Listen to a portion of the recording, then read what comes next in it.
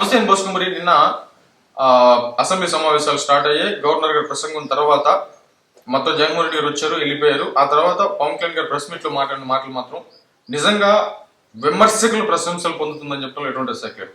ఇక కాకపోతే కొంతమంది ఫారిన్ లో కూర్చున్నటువంటి మూర్ఖులకు అర్థం కాకపోవచ్చు, కానీ నిజంగా చాలా రోజుల తర్వాత ఒక నిదానమైన, సున్నితమైన, గౌరవంతో కూడుకున్నటువంటి, పర్ఫెక్ట్ అయినటువంటి, నిజంగా రాజ్యాంగబద్ధంగా, ప్రజాస్వామ్యబద్ధంగా ఉండేటువంటి ఒక నాయకుడి స్పీచ్ మనం విన్నామని చెప్పడంలో ఎటువంటి అసలు లేదు. నిజంగా లేదు. నిజంగా జగన్మోహన్ రెడ్డి గారిని చాలా గౌరవిస్తూనే ఏమండి ఇలాంటి పరిస్థితి ఉంది, మీ ప్రతిపక్ష హోదా వచ్చేటువంటి పరిస్థితులు లేవు. ఎందుకనంటే ప్రజలు మీకు ఆ హోదా ఇవ్వలేదు.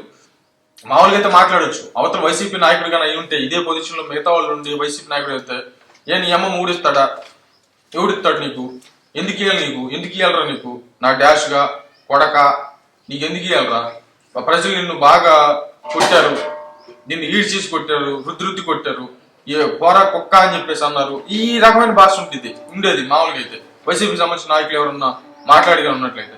కానీ అట్లాంటి భాష కాదు ఇది.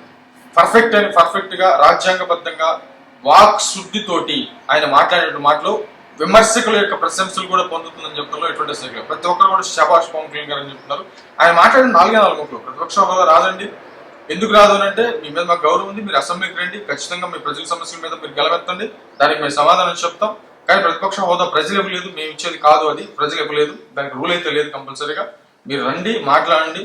కాబట్టి ఇప్పుడు జర్మనీకి సంబంధించి ఏదో జర్మనీకి సంబంధించి కూడా మాట్లాడారు.